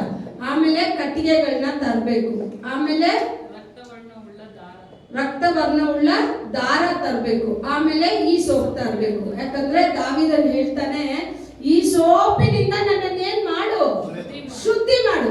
ಈ ಸೋಪ್ ಎಲ್ಲಿ ಬೆಳೆಯುತ್ತೆ ಅಂದ್ರೆ, ನೀವು ನಾನು ತಿಳ್ಕೊಂಡಿರೋ ತರ ಕೆಳಗಡೆ ಇಲ್ಲ ಒಂದು ಮರದಲ್ಲಿ ಆ ತರ ಬೆಳೆಯೋದಲ್ಲ. ಇದೆಲ್ಲಿ ಬರುತ್ತೆ ಅಂದ್ರೆ, ದೊಡ್ಡ ದೊಡ್ಡ ಕೋಟೆಗಳಿರುತ್ತಲ್ಲ, ಆ ಕೋಟೆಗಳಲ್ಲಿ ಇವಾಗ ನೀವು ನೋಡ್ತಿರಲ್ಲ, ಫ್ಲೈಓವರ್ ಹಾಕಿದಾರಲ್ಲ, ಫ್ಲೈಓವರ್ ಮಧ್ಯದಲ್ಲಿ ನೋಡಿ ಗಿಡ ಬೆಳೆದಿರುತ್ತೆ, ನೋಡಿದೀರಾ? ಆ ಗಿಡನ ಒಂದೊಂದು ಕಟ್ ಮಾಡಿರ್ತಾರೆ, ಮತ್ತೆ ಅದು ಬೆಳೆಯುತ್ತೆ. ಎಲ್ಲಿಂದ ಬೇರೆ ಬಂದು ಹೆಂಗ್ ಬರುತ್ತೆ ಗೊತ್ತಿಲ್ಲ. ಆ ರೀತಿ ದೊಡ್ಡ ದೊಡ್ಡ ಕೋಟೆಗಳಿರುತ್ತಲ್ಲ, ಈ ಕೋಟೆಗಳ ಮೇಲೆನೆ ಈ ಸೊಪ್ಪು ಏನಾಗುತ್ತೆ, ಬೆಳೆಯುತ್ತೆ. ಅದನ್ನ ಯಾಜಕರು ಏನ್ ಮಾಡ್ತಾರೆ, ಯಾಜಕರ ಬಳಿಯಲ್ಲಿ ತರಬೇಕು. ಇವಾಗ ಪಾಪ ನಿವಾರಣೆ ಉಳ್ಳ ಒಂದು ಮನುಷ್ಯನ ಪಾಪ ನಿವಾರಣೆಗಾಗಿ ಏನೇನ್ ತಂದಿದ್ದಾನೆ? 2 ಪಕ್ಷಿಗಳು, ಈ ಸೊಪ್ಪು, ಆಮೇಲೆ ಒಂದು ದಾರ, ಆಮೇಲೆ ಕಟ್ಟಿಗೆಗಳು. ಈ 4ನ್ನ ತಂದು ಯಾಜಕನ ಬಳಿಯಲ್ಲಿ ಕೊಡುವಾಗ ಒಂದು ಪಾತ್ರೆಯಲ್ಲಿ ನೀರಿಟ್ಟಿರ್ತಾರೆ. ಏನಿಟ್ಟಿರ್ತಾರೆ? ಅದು ಏನ್ ಪಾತ್ರೆ ಅಂದ್ರೆ ಮಣ್ಣಿನ ಪಾತ್ರೆ. ಅದಾಯ್ತು ಅಂದ್ರೆ ಅದನ್ನ ಏನ್ ಮಾಡ್ತಾರೆ, ಒಡೆದಾಕ್ಬಿಡ್ತಾರೆ. ಸರಿನಾ? ಈಗ ನಮ್ಗೆ ಗೊತ್ತಾಗಲ್ಲ, ಆದ್ರೆ ಕೆಲವೊಬ್ರು ಇನ್ನೂ ಈ ಶಾಸ್ತ್ರಗಳನ್ನೆಲ್ಲ ಮಾಡ್ತಾರೆ. ಈ ಶಾಸ್ತ್ರ ಎಲ್ಲ ಎಲ್ಲಿಂದ ಬಂತು ಅಂದ್ರೆ ಲೋಕದಿಂದ ಅಲ್ಲ, ಸತ್ಯವೇದದಿಂದ ಮಾಡ್ತಾರೆ. ಅದನ್ನ ಏನಕ್ಕೆ ಮಾಡ್ತಾರೆ ಅನ್ನೋದನ್ನ ಅರಿವಿಲ್ಲದೆ ಮಾಡ್ತಾ ಇದ್ದಾರೆ, ತಿಳಿದೇ ಮಾಡ್ತಾ ಇದ್ದಾರೆ. ಓಕೆನಾ? ಈಗ ಈ ನೀರಿನ ಮೇಲೆ ಒಂದು ಪಕ್ಷಿ ಇದೆಯಲ್ಲ, ಆ ಒಂದು ಪಕ್ಷಿನ ಏನ್ ಮಾಡ್ಬೇಕಂತೆ, ಕೊಲ್ಬೇಕಂತೆ. ಕೊಂದ್ರೆ ಆ ಪಕ್ಷಿಯ ರಕ್ತ ಎಲ್ಲ ಎಲ್ಲಿ ಹೋಗುತ್ತೆ? ಆ ನೀರೊಳಗಡೆ ಹೋಗುತ್ತೆ. ಇವಾಗ ಆ ನೀರೇನಾಯ್ತು? ಪೂರ್ತಿ ರಕ್ತ ಆಯ್ತು. ಈಗ ಜೀವಂತ ಉಳ್ಳ ಒಂದು ಪಕ್ಷಿ ಇದೆಯಲ್ಲ, ಆ ಪಕ್ಷಿನ ತೆಗೆದು ಈ ಮನುಷ್ಯನ ಪಾಪ ನಿವಾರಣೆಗಾಗಿ ಆ ರಕ್ತ ತುಂಬಿದ ಆ ಮಡಿಕೆ ಪಾತ್ರೆಯಲ್ಲಿರೋ ನೀರಲ್ಲಿ ಈ ಜೀವವುಳ್ಳ ಪಕ್ಷಿನ ಅದ್ದಿ ಇದನ್ನ ಏನ್ ಮಾಡ್ತಾರೆ, ತೊಳೆದು ಹಾರೋಕ್ ಬಿಡ್ತಾರೆ. ಈಗ ಆ ಹಾರೋದ ಪಕ್ಷಿಗಾಗಿ ಇನ್ನೊಂದು ಪಕ್ಷಿ ಏನಾಯ್ತು? ಬಲಿ ಆಯ್ತು. ಈಗ ಬಲಿ ಆದ್ರೂ ಆ ಪಕ್ಷಿ ನನಗೋಸ್ಕರ ಬಲಿ ಆಯ್ತಲ್ಲ, ಅದಕ್ಕೆ ನಾನು ಹಾರೋಗ್ಬೋದು ಅಂತ ಹಾರೋಗಕ್ಕಾಗಿಲ್ಲ. ಆ ಪಕ್ಷಿ ಯಾವಾಗ ಹಾರಕ್ ಬಿಡ್ತಾರಂದ್ರೆ, ಆ ರಕ್ತ ತುಂಬಿದ ಆ ಪಾತ್ರೆಯಲ್ಲಿ ಈ ಪಕ್ಷಿನ ಹಾಕಿ ಮುಳುಗಿಸಿ ಮೇಲೆ ತೆಗಿತಾರೆ. ಸರಿನಾ? ಇವಾಗ ಹಳೆ ಒಡಂಬಡಿಕೆನಲ್ಲಿ ನೋಡಿ, ಹಳೆ ಒಡಂಬಡಿಕೆನಲ್ಲಿ ಒಂದು ಮನುಷ್ಯ ಪಾಪ ನಿವಾರಣೆಗಾಗಿ ಒಂದು ಬಲಿ ಸಮರ್ಪಣೆ ಮಾಡುವಾಗ ಆ ಬಲಿನ ಸಮರ್ಪಣೆ ಮಾಡಿ ಕಳಿಸ್ಬಿಡ್ತಾರೆ. ಆದ್ರೆ ಇದು ವಿಶೇಷವಾದ ಬಲಿ. ಯಾಕೆ ಅಂತ ಹೇಳಿದ್ರೆ, ಹೊಸ ಒಡಂಬಡಿಕೆನಲ್ಲಿ ಯೇಸು ಸ್ವಾಮಿ ಯಾವ ರೀತಿ ನನಗೋಸ್ಕರ ಬಲಿ ಆಗ್ತಾರೆ ಅನ್ನೋದನ್ನ ಹಳೆ ಒಡಂಬಡಿಕೆ ನೇಮದಲ್ಲೇ ಬರ್ದೇ ಇಟ್ಬಿಟ್ಟಿದ್ದಾರೆ. ಇಲ್ಲಿ ಹೇಳ್ತಾ ಇದೆ, ಆ 2 ಪಕ್ಷಿಗಳಲ್ಲಿ ಒಂದು ಪಕ್ಷಿ ಬಲಿಯಾಗುತ್ತೆ. ಅದು ಯಾರು ಅಂತ ಮೊದಲು ಯಾಜಕರು ಗೊತ್ತಿಲ್ಲ. ಅವ್ರು ಅದನ್ನ ನೇಮ ತರ ಏನ್ ಮಾಡ್ತಾ ಇದ್ದಾರೆ, ಪಾಲನೆ ಮಾಡ್ತಾ ಇದ್ದಾರೆ. ಆದ್ರೆ ಅಲ್ಲಿ ನನಗ್ ಗೊತ್ತು, ಅಲ್ಲಿ ಬಲಿಯಾದ ಪಕ್ಷಿ ಯಾರು ಅಂತ ಹೇಳಿದ್ರೆ, ನನ್ನ ಪಾಪಕ್ಕೋಸ್ಕರ ಕೃಪಾದಾರ ಬಲಿಯಾಗಿ ಆ ಯೇಸು ಕ್ರಿಸ್ತನೇ ಅಲ್ಲಿ ಬಲಿಯಾಗಿ ಸಮರ್ಪಣೆ ಆಗಿತ್ತು. ಆತನ ರಕ್ತವನ್ನ ಒಂದು ಪಾತ್ರೆನಲ್ಲಿಟ್ಟು, ಈಗ ಪಾಪ ತುಂಬಿದ ನನ್ನ ಜೀವಿತನ ಆ ರಕ್ತದಲ್ಲಿಟ್ಟು ಮುಳುಗಿಸಿ ತೆಗೆಯುವಾಗ ನನ್ನ ಪಾಪ ಪೂರ್ತಿ ನಿವಾರಣೆ ಆಗುತ್ತೆ. ನನ್ನ ಪಾಪ ಎಲ್ಲ ಯೇಸು ಕ್ರಿಸ್ತನ ರಕ್ತದಲ್ಲಿ ತೊಳೆಯಲ್ಪಟ್ಟಿದೆ. ಈಗ ನಾನು ಜೀವಂತವಾಗಿ ಸ್ವತಂತ್ರವಾಗಿ ಹಾರಾಡಕ್ಕಾಗತ್ತೆ. ಕಾರಣ ಏನು ಅಂತ ಹೇಳಿದ್ರೆ, ನನಗೋಸ್ಕರ ನನ್ನ ಸ್ಥಾನದಲ್ಲಿ ಯೇಸು ಕ್ರಿಸ್ತನ ರಕ್ತ ಬಲಿಯಾಗಿದೆ. ಬಲಿ ಆಗೋದು ಮಾತ್ರ ಅಲ್ಲ, ಆ ಬಲಿ ಸಮರ್ಪಣೆ ಮಾಡ್ಬಿಟ್ಟು ಆ ಬಲಿನ ಏನ್ ಮಾಡ್ತಾರೆ, ಆ ಕಟ್ಟಿಗೆಗಳ ಮೇಲೆ ಅದನ್ನ ಏನ್ ಮಾಡ್ತಾರೆ, ಆ ಸತ್ತೋದ ಪಕ್ಷಿನ ಇಡ್ತಾರೆ. ಇವಾಗ ನಮಗ್ ಗೊತ್ತಲ್ಲ, ಏನಾದ್ರೂ ಪಕ್ಷಿನೋ, ನೀವೆಲ್ಲ ಎಷ್ಟು ಜನ ಈ ಮಾಂಸದ ಅಂಗಡಿ ಕಡೆ ಹೋದ್ರೆ ಗೊತ್ತಾಗುತ್ತೆ, ಈ ತಲೆಗಳನ್ನೆಲ್ಲ ಸುಡೋದು, ಕಾಲ್ನೆಲ್ಲ ಅವಾಗ ಏನ್ ಬರುತ್ತೆ, ವಾಸನೆ ಬರುತ್ತೆ, ಸುಡೋ ವಾಸನೆ ಬರುತ್ತೆ. ಇವಾಗ ಆ ಸತ್ತೋದ ಪಕ್ಷಿ ಏನನ್ನ ಹೊಂದ್ಕೊಂಡಿದೆ ಅಂತ ಹೇಳಿದ್ರೆ, ನನ್ನ ಅಷ್ಟು ಪಾಪವನ್ನ, ನನ್ನ ಅಷ್ಟು ಕೆಟ್ಟತನವನ್ನ, ನನ್ನ ಅಷ್ಟು ದೋಷಗಳನ್ನ, ನನ್ನ ಅಷ್ಟು ತಳತಳಾಂತರಕ್ಕೂ ಇದ್ದ ಶಾಪಗಳನ್ನ, ಅಷ್ಟು ಪಾಪಗಳನ್ನ ಇವಾಗ ಯಾರು ಹೊತ್ಕೊಂಡಿದೆ ಅಂತ ಹೇಳಿದ್ರೆ, ಆ ಸತ್ತೋದ ಆ ಪಕ್ಷಿ ಹೊತ್ಕೊಂಡಿದೆ. ಈಗ ಅದನ್ನ ಯೇಸು ಸ್ವಾಮಿಯ ಸಮ್ಮುಖದಲ್ಲಿ, ದೇವರ ಸಮ್ಮುಖದಲ್ಲಿ ಬಲಿಯಾಗಿ ಸಮರ್ಪಿಸ್ಬೇಕು. ಈಗ ಅದನ್ನ ಬಲಿಯಾಗಿ ಸುಡುವಾಗ ಏನ್ ಬರುತ್ತೆ, ಒಳ್ಳೆ ವಾಸನೆ ಬರುತ್ತಾ, ದುರ್ಗಂಧ ಬರುತ್ತಾ, ದುರ್ವಾಸನೆ ಬರುತ್ತೆ. ಆ ದುರ್ವಾಸನೆ ಬರಬಾರ್ದು ಅಂತ ಹೇಳಿನೇ ಆ ಕಟ್ಟೆಗಳನ್ನ ಏನ್ ಮಾಡ್ತಾರೆ, ಯಾವ ಕಟ್ಟೆಗಳನ್ನ ತರಬೇಕು ಅಂತ ಹೇಳ್ತಾರೆ. ಅದನ್ನ ಉರ್ಸೋವಾಗ ಏನಾಗುತ್ತೆ, ಈ ಸುಗಂಧ ವಾಸನೆ ಇದೆಯಲ್ಲ, ಇದು ಎಲ್ಲಿ ಹೋಗ್ಬೇಕು ಅಂತ ಹೇಳಿದ್ರೆ, ಇವಾಗ ನೀವೆಲ್ಲ ಈ ಭೂಮಿನಲ್ಲಿ ತಾನೇ ಆರಾಧನೆ ಮಾಡಿದ್ರಿ. ಇವಾಗ ನಿಮ್ಮ ಆರಾಧನೆಯ ಆ ಶಬ್ದ, ನಿಮ್ಮ ಆರಾಧನೆಯ ವಾಸನೆ, ನಿಮ್ಮ ಆರಾಧನೆಯ ಆ ಪ್ರತಿಮೆ ಎಲ್ಲಿ ಹೋಯ್ತು ಅಂತ ಹೇಳಿದ್ರೆ, ಹಂಗೇ ದೂಬಂಬೋಲ್ ಎನ್ ಜಪಂಗಳ್ ಪರಲೋಕத்துக்கு போகும், ತಮಿಳಲ್ಲಿ ಹೇಳುತ್ತೆ. ಆಗ ನೀವು ಮಾಡೋ ಆರಾಧನೆ ಎಲ್ಲಿ ಹೋಗುತ್ತೆ ಅಂದ್ರೆ ಸುಗಂಧ ವಾಸನೆಯಾಗಿ. ಇಲ್ಲಿ ನೀವು ಆರಾಧನೆ ಒಳಗಡೆ ಬರೋವರೆಗೂ ಮನುಷ್ಯ ಸ್ವಭಾವ ಇರುತ್ತೆ. ಆರಾಧನೆ ಒಳಗಡೆ ದೇವರ ಸಮ್ಮುಖದಲ್ಲಿ ಬಂದ ತಕ್ಷಣನೇ ಆತ್ಮ ಸ್ವರೂಪನ ನಮ್ಮನ್ನ ಬದಲಾಯಿಸಿ, ನಮ್ಮ ಆರಾಧನೆಗಳು ಯೇಸು ಸ್ವಾಮಿಗೆ ಮೆಚ್ಚುಗೆಯಾಗಿ ಬದಲಾಯಿಸ್ಬಿಡ್ತಾರೆ. ಆಗ ನಮ್ಮ ಆರಾಧನೆ ಎಲ್ಲಿ ಹೋಗುತ್ತೆ, ದೇವರ ಸಮ್ಮುಖದಲ್ಲಿ ಹೋಗೋವಾಗ್ಲೇನೆ ಆರಾಧನೆಯ ಆ ವಾಸನೆ. ಈಗ ಈ ಬಲಿಯ ವಾಸನೆ, ಈಗ ನನ್ನೆಲ್ಲಾ ಪಾಪಗಳನ್ನ ಆ ಸತ್ತ ಆ ಪಕ್ಷಿ ಹೊತ್ಕೊಂಡಿದೆ. ಈಗ ಅದೇನಾಗ್ತಾ ಇದೆ, ಬಲಿ ಆಗ್ತಾ ಇದೆ. ಇವಾಗ ಬಲಿ ಸುಡೋವಾಗ ಅದ್ರ ದುರ್ಗಂಧ ಸಲ್ಸೋಕ್ಕಾಗೋದಿಲ್ಲ. ಆಗ ದುರ್ಗಂಧದ ವಾಸನೆ ಯೇಸು ಸ್ವಾಮಿ ಸಮ್ಮುಖಕ್ಕೆ ಹೋಗೋಕ್ಕಾಗೋದಿಲ್ಲ, ದೇವರ ಸಮ್ಮುಖಕ್ಕೆ ಹೋಗೋಕ್ಕಾಗೋದಿಲ್ಲ. ಆಗ ಏನ್ ಮಾಡ್ತಾರೆ, ಅದ್ರ ಮೇಲೆ ಆ ಈ ಸೋಪನ್ನ, ಆ ರಕ್ತವರ್ಣ ದಾರ ಇದೆಯಲ್ಲ, ಅದನ್ನ ಈ ಕಟ್ಟೆಗಳನ್ನ ಇಟ್ಟು ಸುಡೋವಾಗ ಇದು ಏನಾಗುತ್ತೆ, ಈ ಪಕ್ಷಿಯ ದುರ್ಗಂಧ ಎಲ್ಲ ಹೋಗಿ ಆ ಕಟ್ಟೆಗಳಲ್ಲೂ, ಆ ಈ ಸೋಪಲ್ಲೂ, ಆ ದಾರದಲ್ಲ ಇರೋ ಆ ಸುಗಂಧ ವಾಸನೆ ಏನಾಗುತ್ತೆ, ಇಷ್ಟು ಕಾರ್ಯಗಳನ್ನ ಅಡಗಿಸಿ ಸುಗಂಧ ವಾಸನೆಯನ್ನ ಮೇಲೆ ತಗೊಂಡೋಗುತ್ತೆ. ಆಗ ಮೇಲಕ್ಕೆ ತಗೊಂಡೋಗುವಾಗ ತಂದೆ ಆ ವಾಸನೆಯನ್ನ ನೋಡುವಾಗ, ತಂದೆ ಆ ಸ್ಮೆಲ್ ಅನ್ನ ನೋಡುವಾಗ, ಅದರಲ್ಲಿ ನನ್ನ ಪಾಪದ ಸ್ಮೆಲ್ ಇರೋದಿಲ್ಲ, ನನ್ನ ದೋಷದ ಸ್ಮೆಲ್ ಇರೋದಿಲ್ಲ, ನನ್ನ ನಡತೆಯ ಸ್ಮೆಲ್ ಇರೋದಿಲ್ಲ. ಅದರಲ್ಲಿ ಯಾವ ವಾಸನೆ ಬರುತ್ತೆ ಅಂತ ಹೇಳಿದ್ರೆ, ತನ್ನ ಕುಮಾರನ ರಕ್ತದ ವಾಸನೆ ಬರುತ್ತೆ. ಆ ಕುಮಾರನ ರಕ್ತದ ವಾಸನೆ ನೋಡಿದ ತಕ್ಷಣನೇ ದೇವರು ನನ್ನ ಪಾಪವನ್ನೆಲ್ಲ ತೊಳೆದು ಈ ಮಹಾಪರಿಶುದ್ಧ ಸ್ಥಳಕ್ಕೆ ಬರೋಕೆ ನಮ್ಮ ಕೃಪೆ ಮಾಡ್ತಾರೆ. ಇವತ್ತು ನಾವು ಕೂತಿದೀವಿ ಅಂತ ಹೇಳಿದ್ರೆ ಆತನು ನಮಗೆ ಕೊಟ್ಟ ಎಷ್ಟೋ ದೊಡ್ಡ ಬಹುಮಾನ. ಅದಕ್ಕೆ ಹೇಳ್ತಾ ಇದೆ ವಚನ, ಹೇಳುತ್ತೆ, ಮನುಷ್ಯ ಇಡೀ ಲೋಕನೇ ಆದಾಯ ಮಾಡ್ಬಿಟ್ರು, ಎಷ್ಟು ದೊಡ್ಡ ಗಣ್ಯ ವ್ಯಕ್ತಿ ಆಗಿರ್ಲಿ, ಟಾಪ್ 1 ಅವನು ಶ್ರೀಮಂತನಾಗಿದ್ರು, ನಂಬರ್ 1 ಏನ್ ಹೇಳೋದು ಸ್ಥಾನದಲ್ಲಿ ಇದ್ರು, ಅವನನ್ನ ದೇವರು ದೃಷ್ಟಿಸಿ ನೋಡೋದಿಲ್ಲ. ನಿನ್ನ ರಕ್ಷಣೆಯ ಬೆಲೆ ಇಡೀ ಲೋಕನಿಟ್ರು ಆಗೋದಿಲ್ಲ. ಯಾಕೆ ಅಂತ ಹೇಳಿದ್ರೆ ಅದು ಮನುಷ್ಯನಿಂದ ಬಂದಿದ್ದಲ್ಲ, ಪರಿಶುದ್ಧ ರಕ್ತವಾದ ಯೇಸು ಕ್ರಿಸ್ತನಿಂದ ಬಂದಿದ್ದು.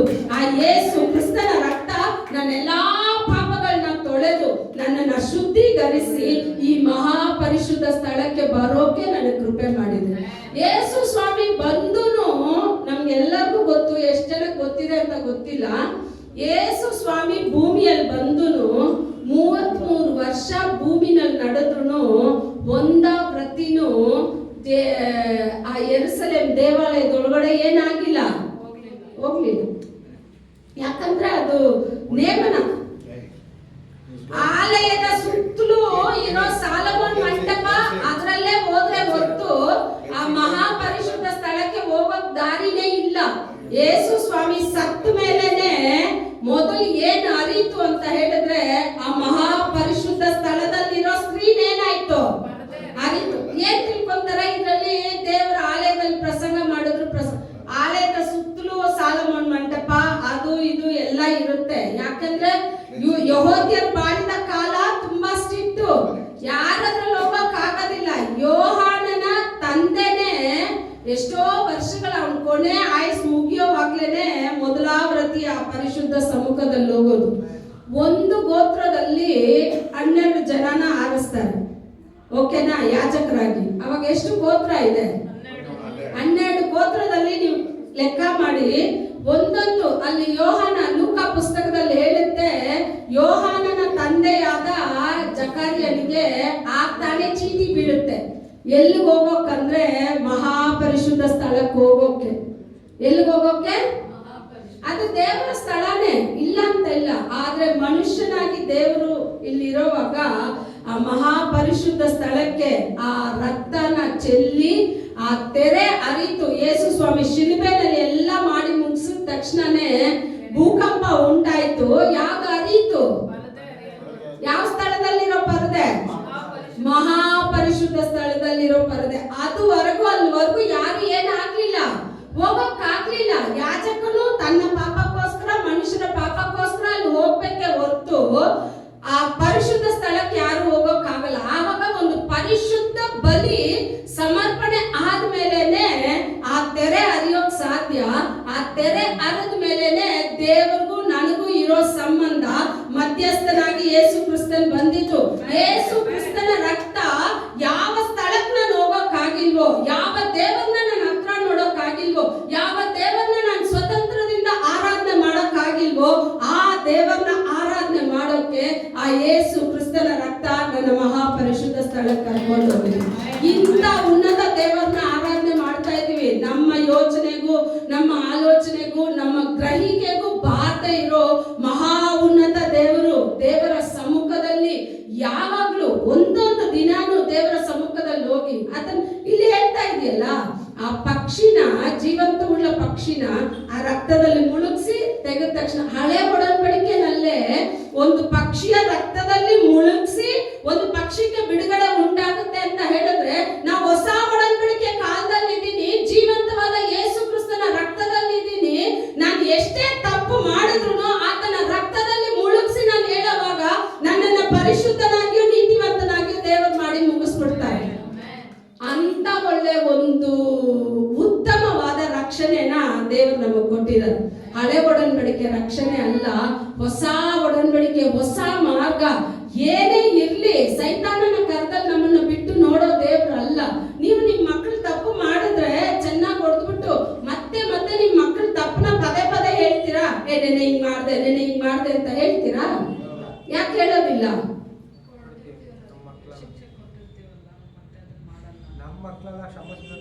ನೀವೇನ್ ಮಾಡ್ತೀರಾ?